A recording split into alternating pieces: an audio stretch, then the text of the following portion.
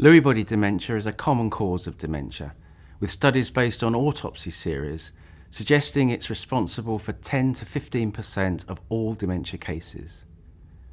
The term Lewy body dementia is used here to describe two closely related conditions: dementia with Lewy bodies, or DLB, and Parkinson's disease dementia, or PDD.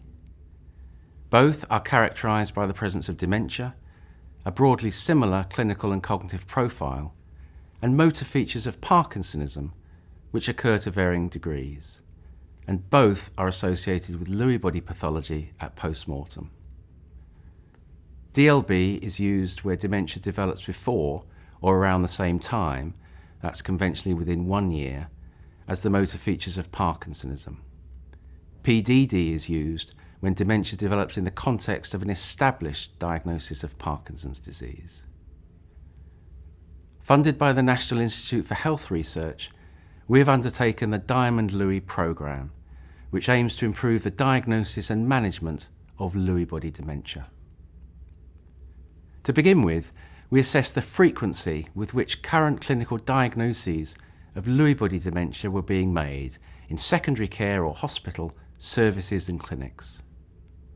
Consistent with previous studies, we found that Lewy body dementia was being diagnosed much less often than autopsy studies would suggest, with DLB diagnosed in around 4.5% of dementia cases and PDD in around 10% of cases with Parkinson's disease.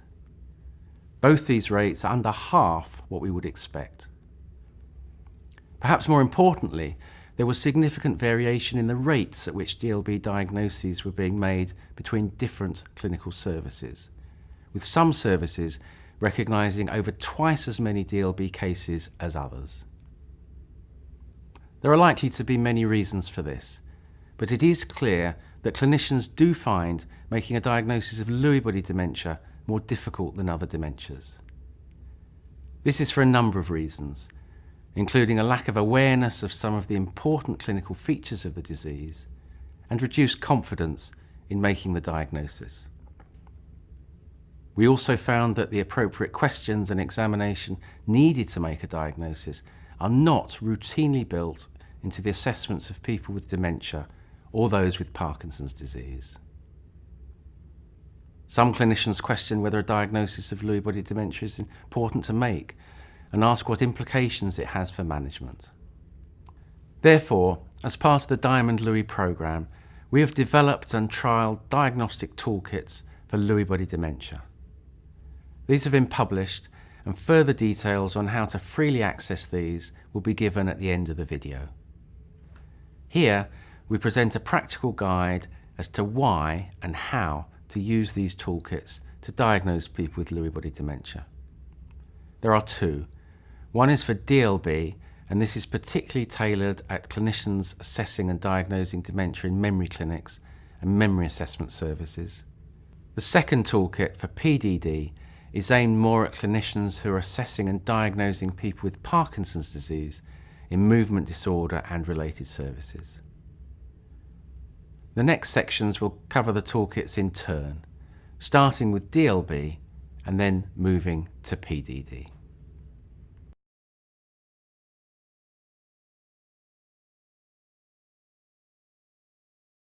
Patients and their families want a clear, accurate and hopefully early diagnosis of dementia with Lewy bodies, or DLB, but the research evidence suggests that this isn't always given. Most clinicians are familiar with DLB, but some remain ambivalent about the value of diagnosing it, the reason given being that patients will receive the same dementia care package regardless of subtype diagnosis.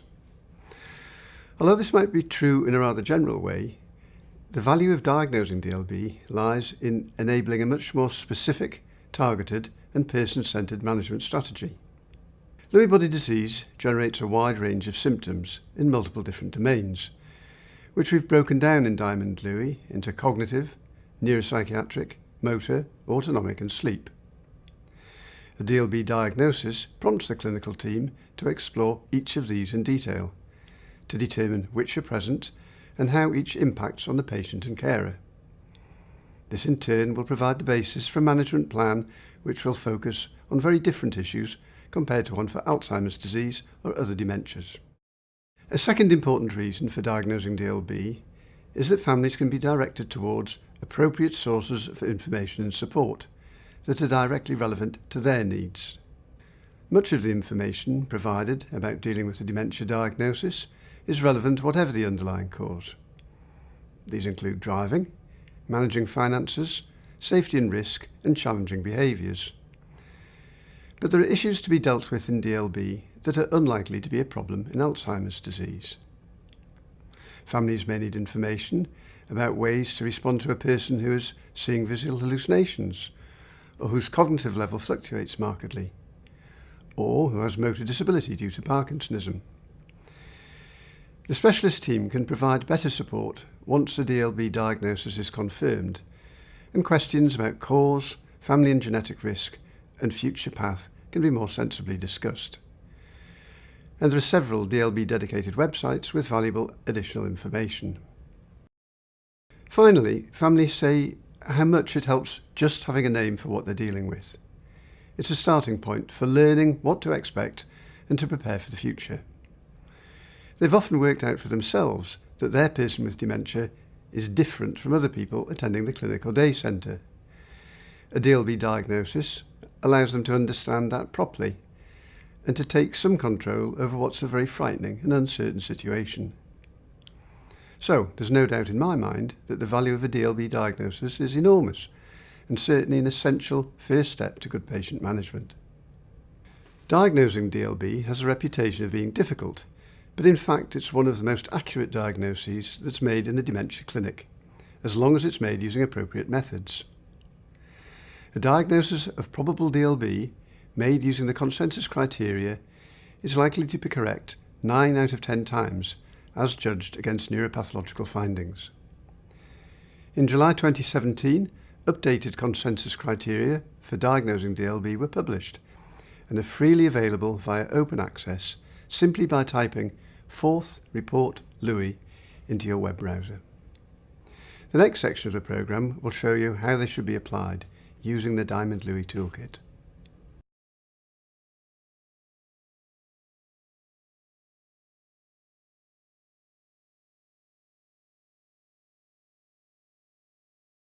Good afternoon, Mr. and Mrs. King. How are things? Yeah.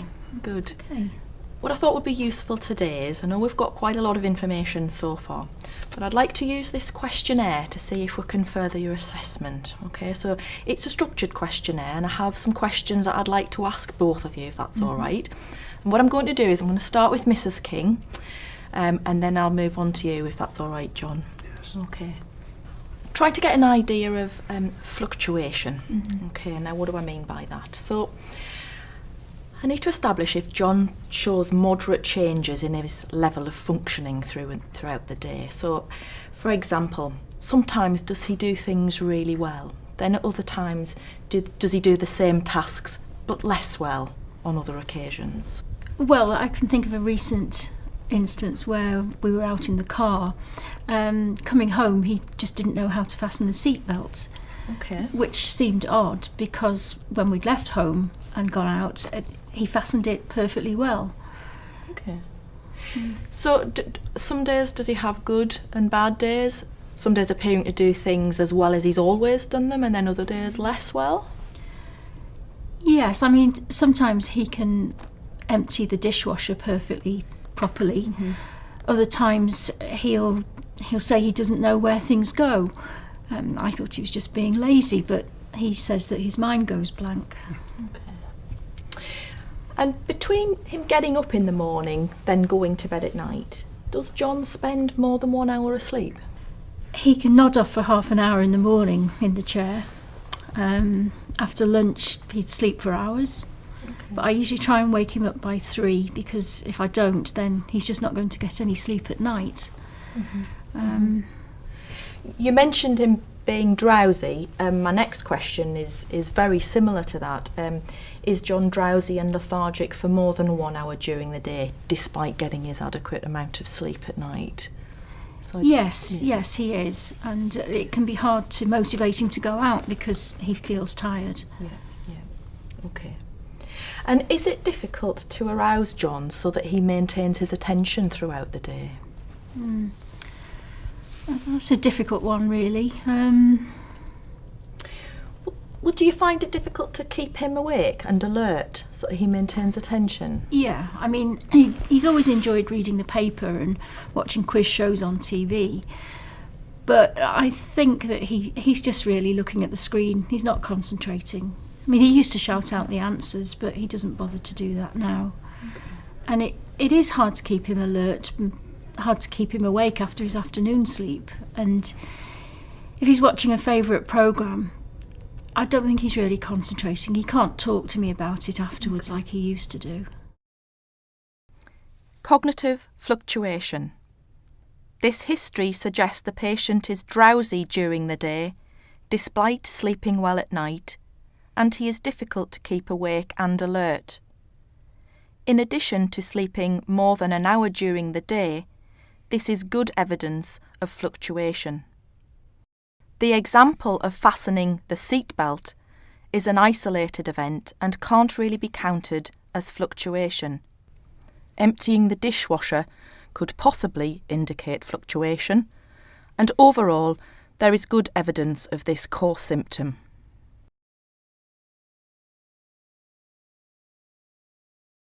Are you all right for me to continue, John? Yes.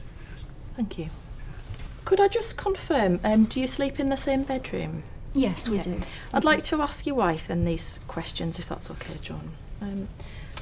Have you ever seen John act out any of his dreams? So move around a lot in the bed, shout or scream at night? Yes, he does. He moves his arms and legs about a lot. And I've been wakened when he's been shouting as well. Okay. What do the bedclothes look like in the morning? They can be all over the place. Sometimes they're on the floor. A couple of times he's fallen out of bed. I've been wakened when I've been hit, and when he's been shouting. I mean, he hasn't injured himself, and neither have I been injured, but I have been startled by it. Okay. Mostly we don't really talk about it because I don't think he wants to. Okay. He doesn't want to worry me. Is that right, John? Okay. How long would you say that this has been going on for, him acting out his dreams? Oh, it's a long time, probably 10 years. Okay. Mm-hmm. And does he talk about his dreams? Does he talk about being chased, for example, or attacked or anything like that? Sometimes he thinks that he's being chased by government agents, MI5, people like that. Sometimes he thinks that there are soldiers chasing him as well. Okay. If John wakes up, tells you about a dream, does that seem to mirror what's happened during the night, his activity? Yeah, I mean, he doesn't talk about it very much, but when he does, it's the sort of movements he's making would suggest that he's running away from something or trying to escape being attacked, if he's having one of his war dreams. I just wondered if you could remember any of your dreams, John. Not many, no. Okay. No. Okay. They go in seconds. Okay, that's fine. Thank you. REM sleep disorder. Very good description of being active whilst possibly dreaming, in addition to shouting out during sleep.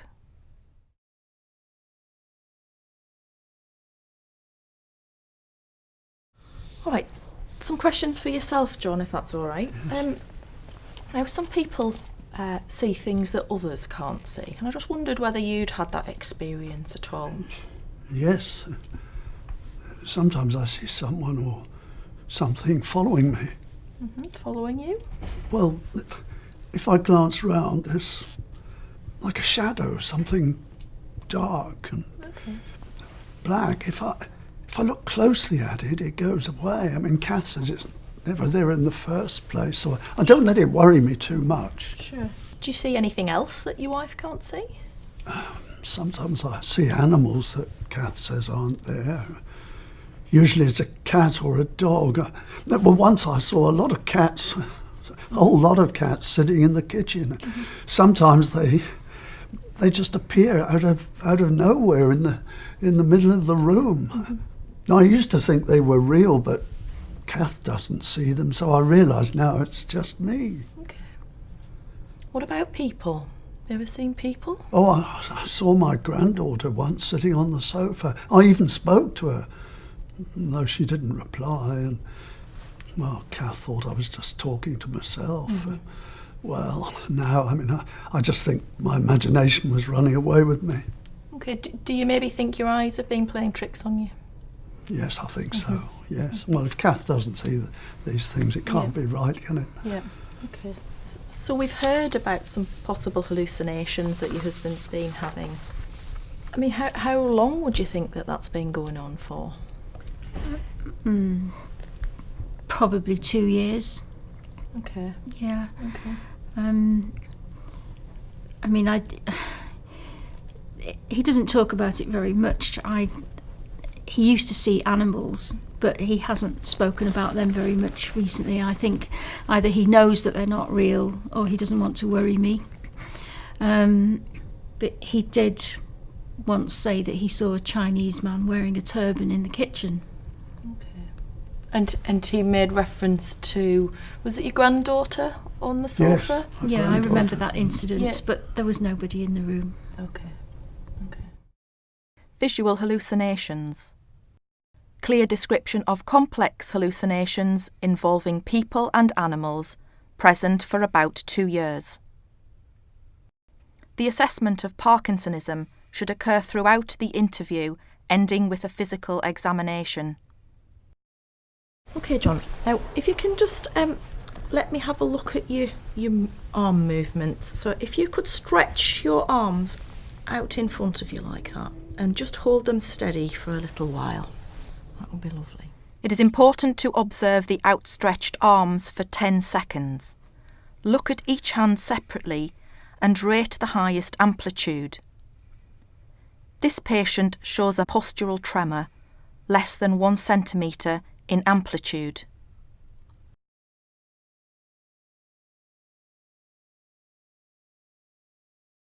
Good, thanks. Now just be nice and relaxed. Now can you see my finger? With your index finger, if you can point to your nose and then to my finger, and if you can move backwards and forwards about that speed, that would be good. Thank you. Now you notice I'm making you stretch here. That's on purpose. Okay, and relax. Thank you. Could you repeat the same thing with this hand? Yep. It is important that the patient stretches out their arm to touch the finger to catch any tremor which may occur at the end of the movement. This patient showed a greater tremor on the left, between 1 and 3 centimetres in amplitude.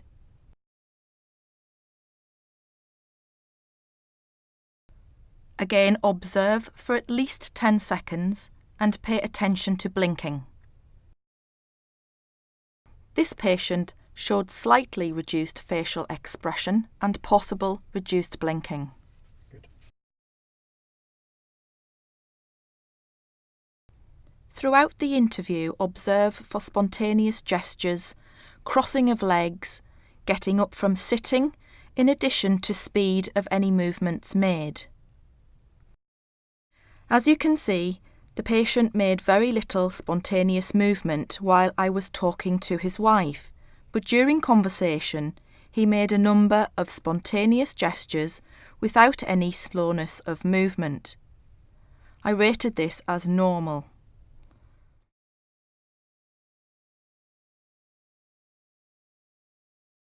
If you can sit as relaxed as possible, I want to have a feel of the tone in your muscles in your arm, and then I'll move on to your legs, okay? So don't help me, don't move your arm at all. If you can just stay nice and relaxed and as still as possible, and let me do all the work, all right? Thank you. Assess rigidity by passively moving both the elbow and wrist, then the hip and knee joints.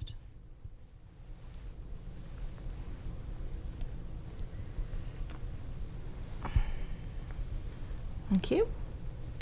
And I'll do the same with this arm. Again, if you can just let your arm relax and let me pick it up. That would be helpful, thank you. And I'll take all the weight of your elbow.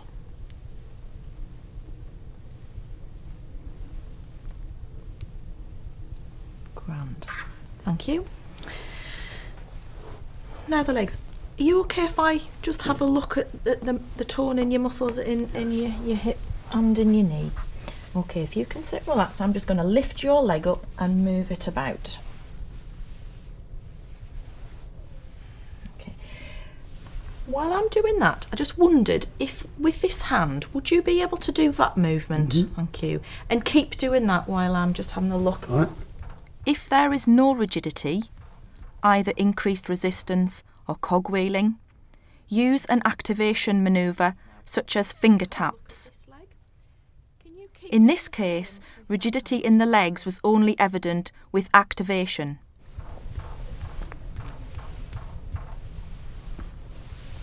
Okay, great. Thank you. Now, I just need to have a feel of your neck. Can you just sit up straight? That's it. And just be nice and relaxed. Could I ask you to look right? The neck is also important to examine. And back again. Lovely. And I'm just going to have a feel of your neck myself, if you can just stay nice and relaxed. Just let me move your head. Okay, and then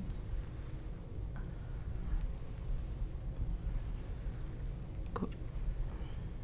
Wonderful, thank you. Now finally, if I can just get you to stand up, walk over to there just a short distance, turn round and come back and sit down.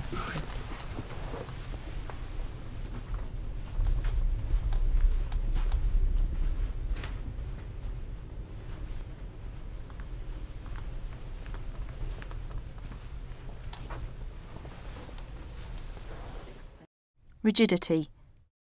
Rigidity in the legs was only evident with activation, but bilateral upper limb mild cogwheel rigidity was present without activation. Always rate the highest score. DLB diagnostic criteria. The patient has a history of cognitive impairment for 2 years and noticed a left-sided tremor about 18 months ago.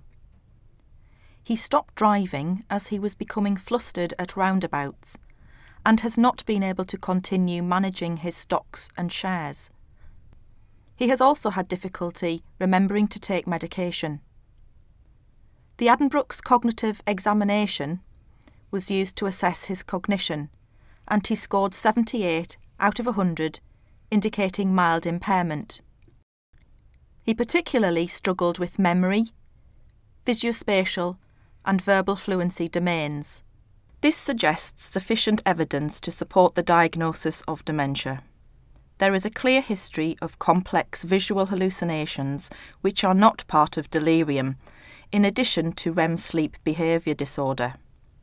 There is a reasonable history of fluctuation and, on examination, evidence of Parkinsonism. Since there are more than 2 of the core features of DLB present, the diagnosis of probable DLB is appropriate. If only one feature had been present, either a core clinical feature or an indicative biomarker, the diagnosis of possible DLB would have been applied.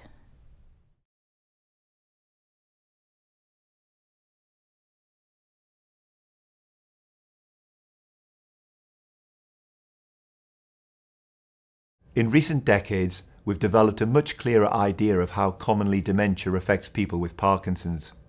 In part, this is because people with Parkinson's are living longer as their motor symptoms are better controlled. In addition, we realise that dementia affecting Parkinson's is not just a coincidence of 2 common, age-related neurodegenerative conditions, that is both Parkinson's and Alzheimer's, but that the cognitive impairment associated with Parkinson's is an integral part of the condition. It can occur either early or late in the disease course, and its occurrence is intimately linked to the current age of the person affected, more so than the actual duration of their Parkinson's. All told, dementia can affect 4 in 5 people with Parkinson's during the course of their illness. As the Diamond Lewy study has highlighted, dementia is still underdiagnosed in people with Parkinson's. There are several reasons why this might be the case.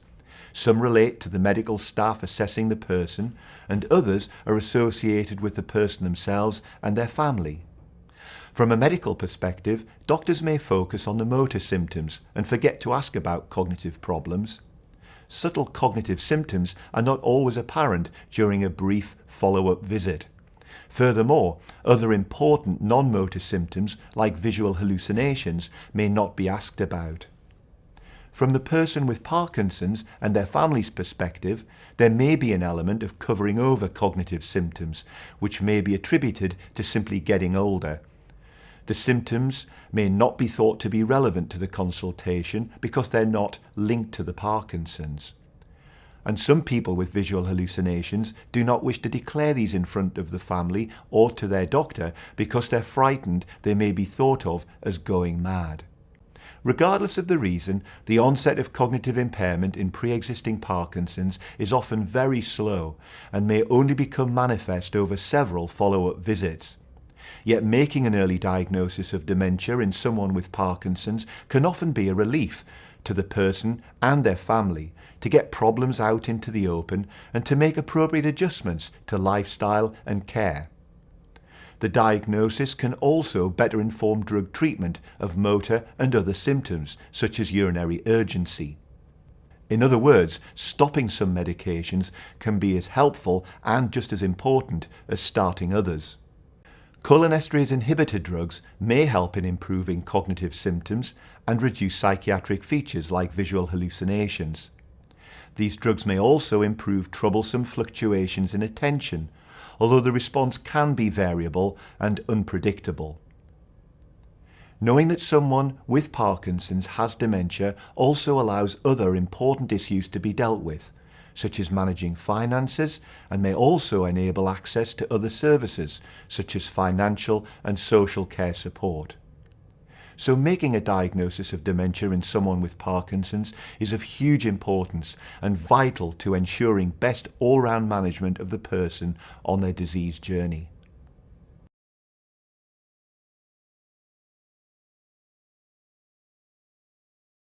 In this video, we assess cognition using the Montreal Cognitive Assessment, or MoCA.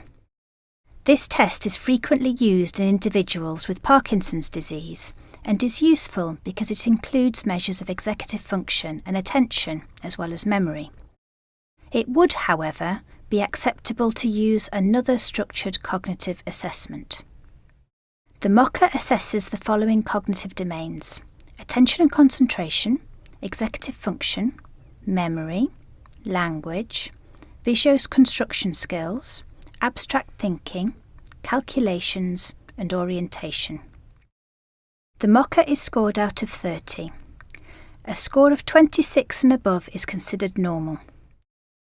In a person with Parkinson's disease, a score of 21 or less with evidence of functional impairment resulting from cognitive impairment would be suggestive of a dementia syndrome. Joan, thanks for coming to see me today. We've met before. I'm Stella. I'm one of the doctors working here in the clinic. And you've brought your daughter today. Yes, this is Anne. Hiya. Hello. Hi, Anne. Joan, I know that you've had Parkinson's disease for a number of years, and you've been complaining of some problems with your memory. So what I'd like to do with both of you today is to go through a structured assessment to try and understand those problems in a bit more detail. Is that okay? Yes. I'm going to ask you some questions, Joan, but feel free to answer the questions together if you'd like to. Okay? The first questions are about memory. So, Joan, do you have difficulty remembering things? For example, what happened yesterday, or what you were doing earlier? Yes, I am having problems with short-term memory. Mm-hmm.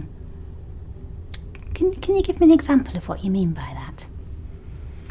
Well, sometimes somebody might come to the door, like Anne or a friend, and I've forgotten that they said they were coming round. Okay. Sometimes I'll go to the shop and I'll have forgotten what I went for. Okay. And the other day, you forgot to turn the gas off, which obviously is worrying, isn't it? That's right, yes. Okay, so it sounds that there's a few things that both of you have noticed, and it sounds like they're worrying you quite a bit. Okay. Do you have difficulty, Joan, remembering names of people who you know well? Now and then. I forgot my next door neighbour's name, and he's lived next door for over 20 years. Okay, so it sounds like you know him quite well. Yes. Okay. And Joan, when talking to people, do you often forget what's been said? I'm not too bad if it's just one person, but sometimes when all the family gets together, I find that a bit much. Yeah. That's if there's more than one conversation or lots of people talking, she struggles. Okay. And I'm going to ask some questions about your functioning at home, if that's okay. So, Joan, do you have problems handling money or using bank cards when paying for things? My husband always used to do the money side of things. He'd deal with everything. And now Anne does a lot helping out with the bills and things. I don't really need very much money in cash, just enough to get my paper and a treat for the dog, and I wouldn't want to have to deal with the bills. No, I do all of that. Okay. Could I just check why that is? I mean, why are you having to? Well, it's I think it's more to do with Mum not being used to it, but also struggling because she can't remember PIN numbers and things like that. But I mean, I do all the bills and we go through the receipts together, don't we? But you're not that bothered. She's not bothered. No, as long as the bills are paid. Just to check, for example, if you needed to, say, you needed to go out next week and make a few purchases that you needed to get money from the bank for and use your card, do you think you could do it if you had to? No, I'd have to get on to get some money out. She'd go to the cash point and deal with that, and then I'm all right once I've got the cash. Okay. No, she definitely couldn't manage on her own. Okay, so it sounds like when you've got small amounts of cash for small things, you're okay, but more complex things and dealing with the banker are a bit much at the moment. Yes. Okay.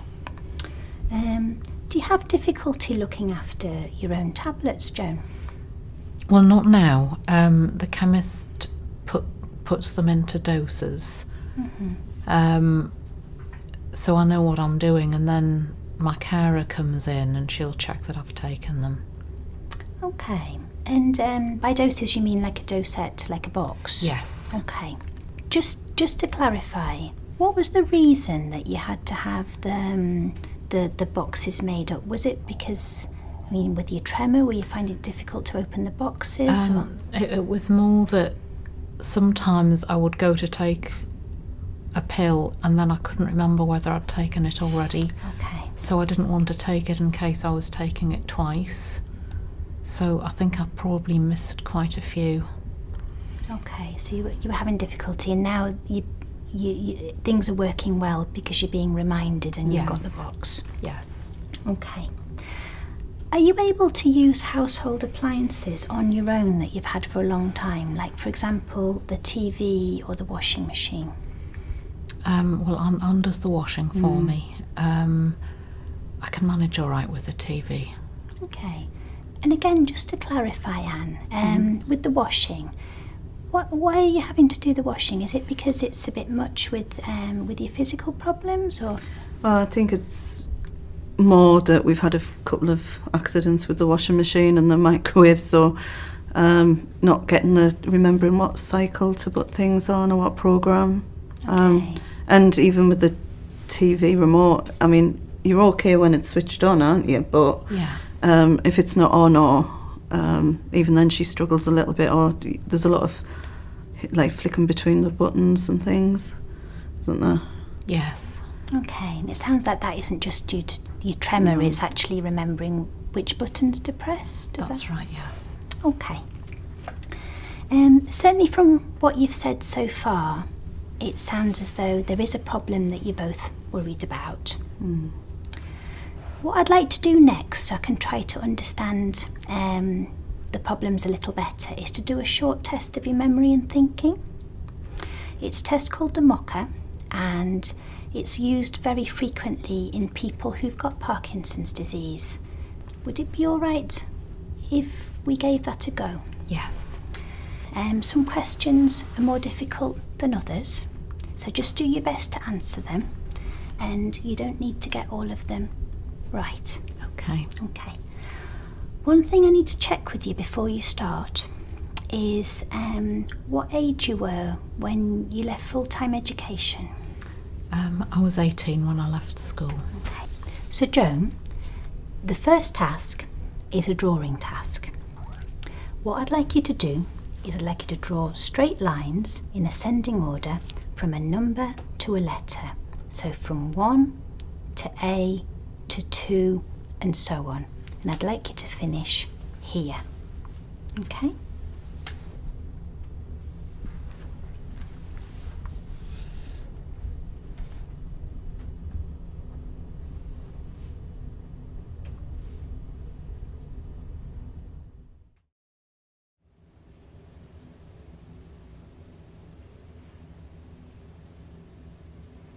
Now what I would like you to do is copy this shape into this space as accurately as you can.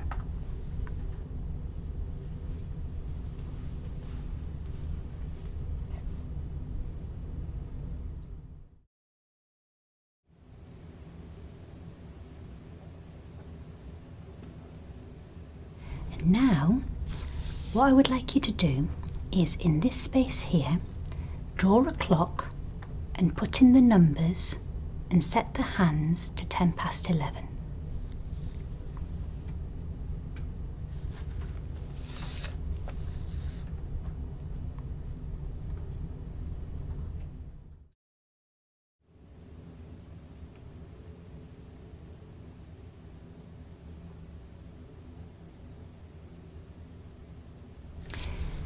Please tell me the name of this animal.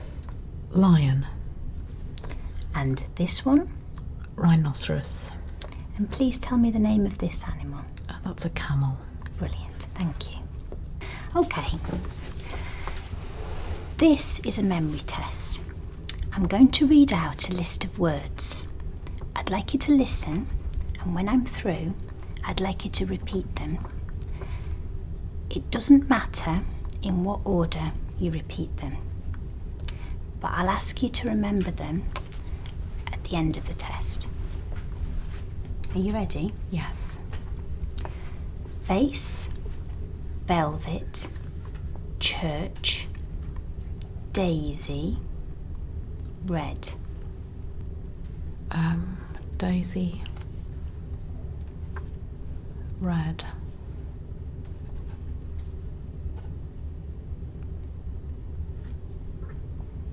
Church.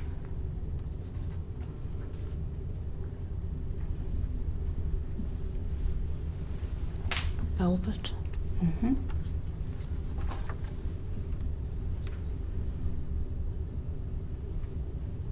Was there another one? There was one more. You're doing fine. Okay. I'm going to read the list out for the second time. And again, I'd like you to repeat as many of the words as you can remember, including the ones you've just told me. Okay. Vase, velvet, church, daisy, red. Face. Velvet. Church. Red. Daisy. Brilliant, thank you. Try to remember them because I'll ask you about them at the end of the test. Okay. I'm now going to read out a list of numbers. When I've finished, I'd like you to repeat them back to me. Okay. 2, 1, 8, 5, 4. 2, 1, 8, 5, 4. Great. Perfect. I'm now going to read out a second list of numbers, and when I've finished, I'd like you to repeat them back to me backwards. 7, 4, 2. 7, 2.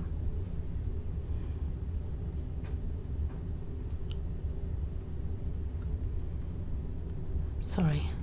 That's all right. That one's much harder. Okay. What I'd like to do now is I'm going to read out a list of letters. And when I say the letter A, I'd like you to tap on the table like this. When I say other letters, I'd like you not to tap. Okay. Okay? Are you ready? F, B, A, C, M, N, A, J, K, L, B, A, F, A, K, D, E, A, J, A, M, O, F, A, B. Okay. Thank you. What I'd like you to do now, Joan, is to subtract 7 from 100 and then keep subtracting 7 from the answer until I ask you to stop. So, start 100. Then keep subtracting 7 from each answer. 93.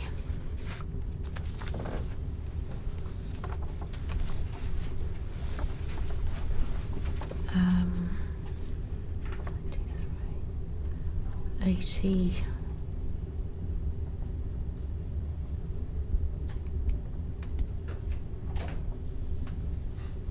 85.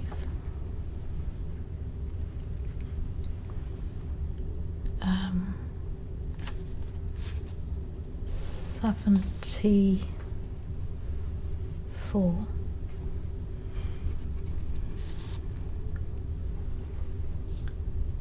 60.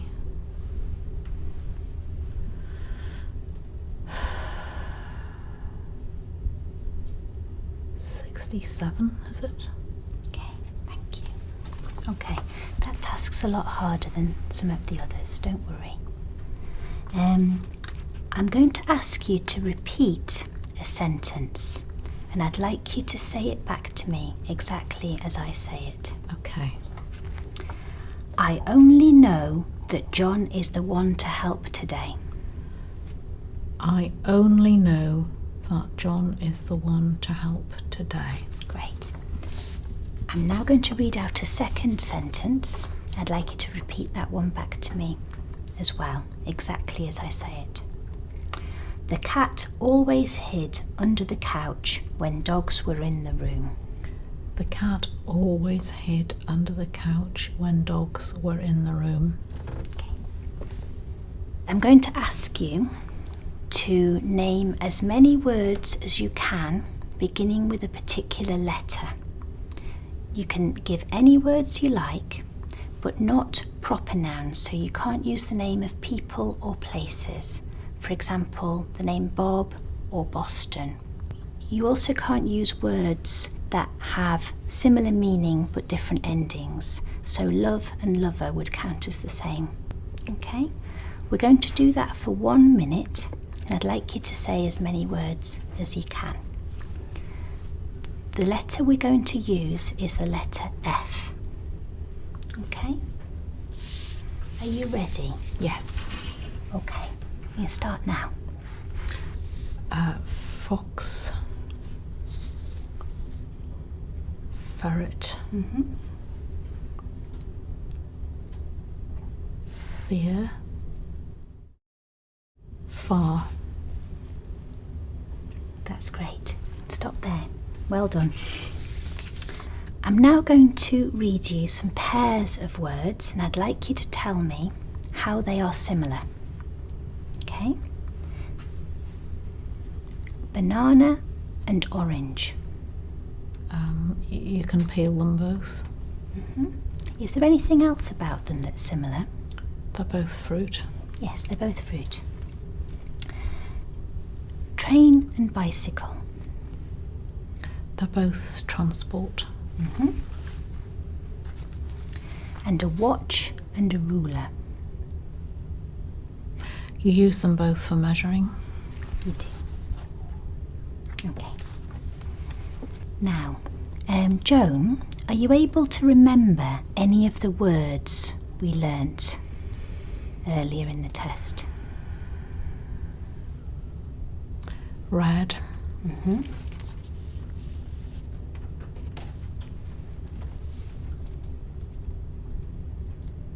Church.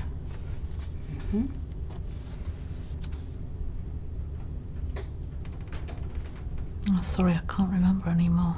That's okay, you're doing really well. What I'm going to do is, for the other words, is I'm going to give you a clue and see if you can remember it that way. Okay. So, one of them was a part of the body.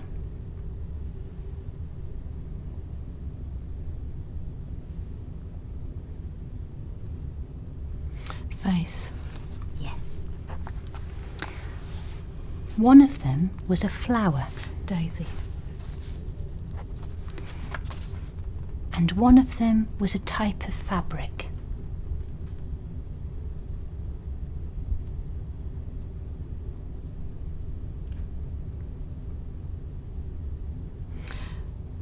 Oh, is it velvet? It's velvet. Well done.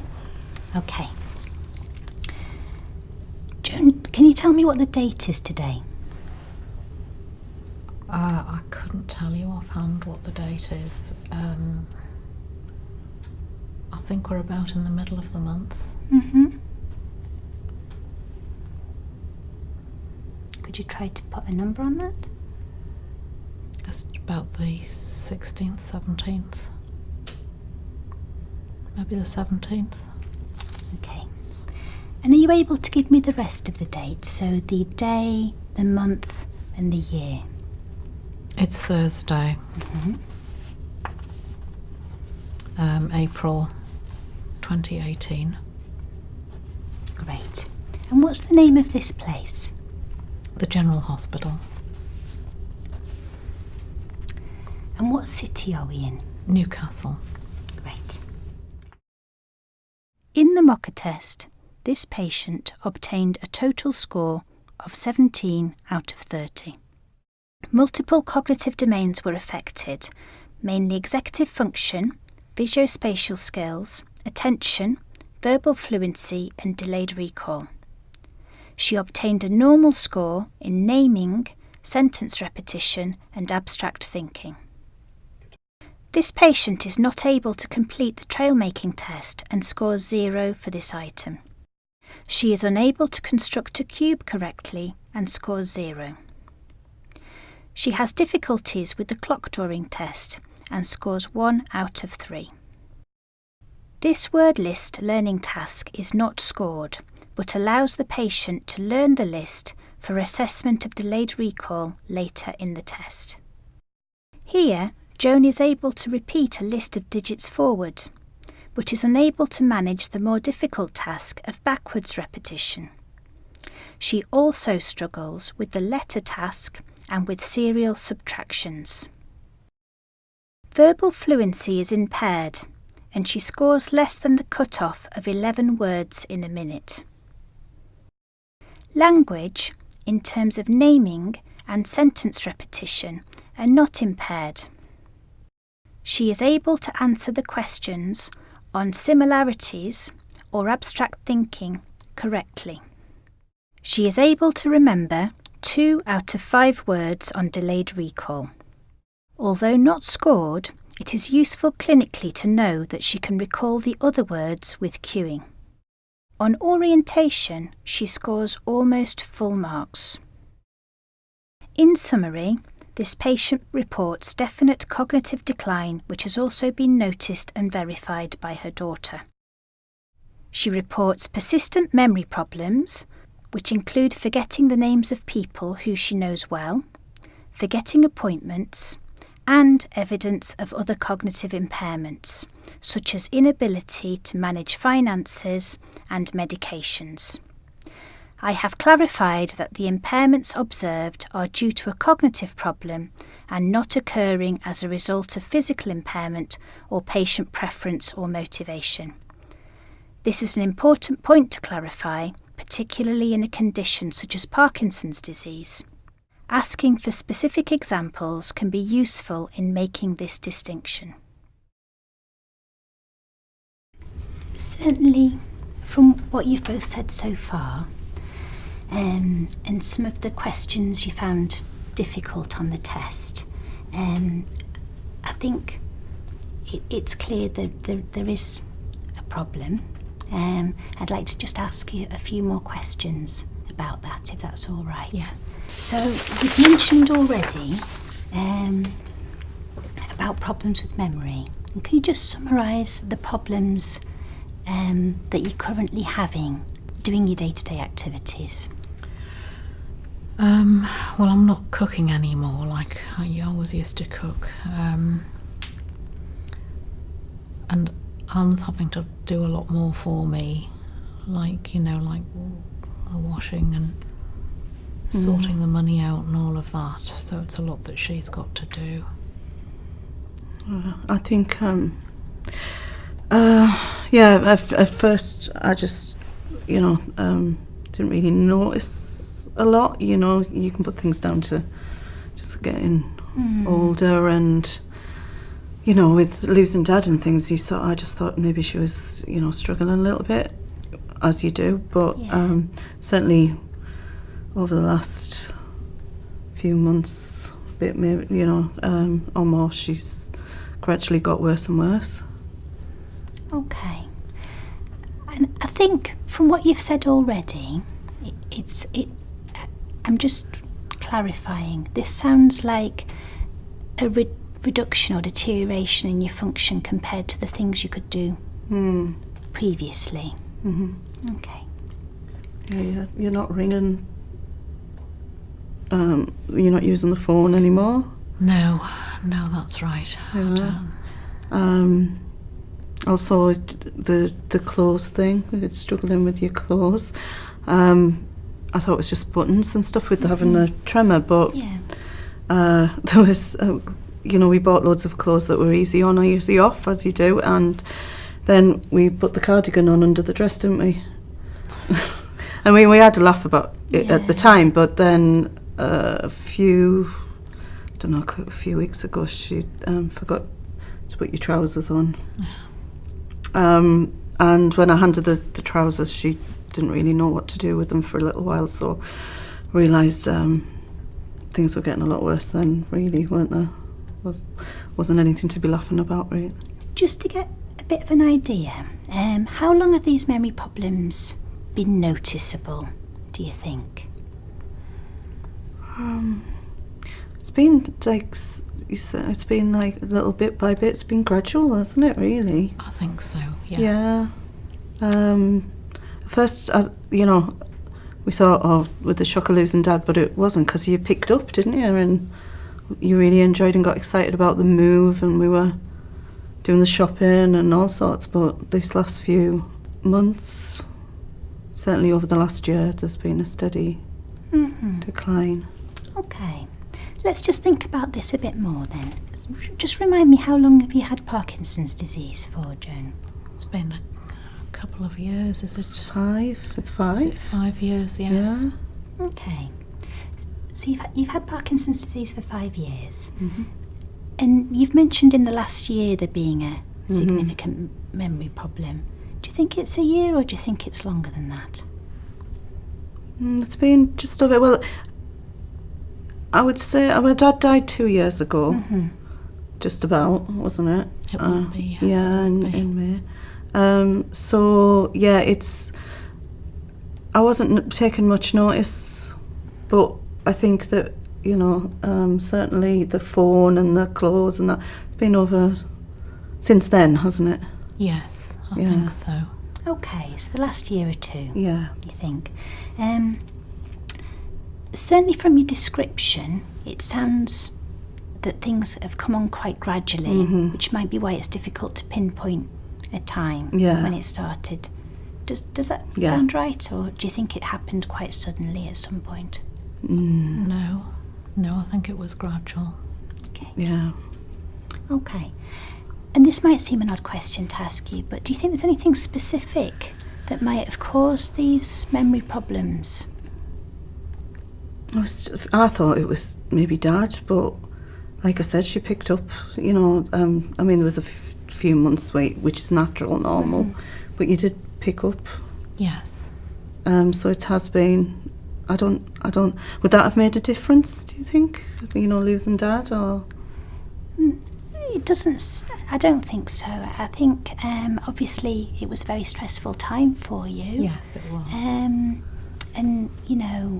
obviously you'll have been grieving and things like that. It sounds though that you felt better for a little while. Afterwards. I certainly don't think it was losing your husband that's caused the problems that you currently have. No. I think this is something that happens quite frequently in people who've got Parkinson's disease, and it's something that we need to look into a bit more detail to work out where we go from here. And thank you both very much. Thank you. In this final section, I ask a few further questions to clarify whether the history is consistent with dementia in Parkinson's disease and to rule out other causes. I clarified that definite functional impairment was present and that activities of daily living were affected. I clarified that there had been a decline from a previous level of functioning and that the onset had been gradual. The timescale in relation to symptoms of Parkinson's disease is important. To be consistent with a diagnosis of Parkinson's disease dementia, cognitive impairment should be noticed at least 1 year after the onset of the motor symptoms of Parkinson's disease. In this case, Parkinson's disease had been diagnosed 5 years previously, and the memory problems noted for just over a year, so the separation was clear. I also asked them if anything specific might have led to the memory problems, in order to screen for other potential causes such as a stroke, which may not have been mentioned earlier in the interview. We hope you have found this video helpful and now better appreciate some of the reasons it's important to accurately recognise and diagnose those with DLB and PDD. You should also be more familiar with the toolkits and have greater confidence in using them in your own assessments of people with dementia and of those with Parkinson's disease. We want people to use these toolkits. They are freely available for both clinical and research use and can be downloaded from the Diamond Lewy website. We hope they are useful, both as a teaching aid for new staff or trainees, but also as part of the routine assessment of cases of dementia or Parkinson's disease used by all clinicians. Improving the rate and accuracy of diagnosis of Lewy body dementia is an essential step to optimising patient management. Alongside the assessment toolkits, we have also developed a management toolkit to help clinicians to optimise management of those with DLB and PDD once a diagnosis has been made. Further details of the management toolkit will be available in a separate video.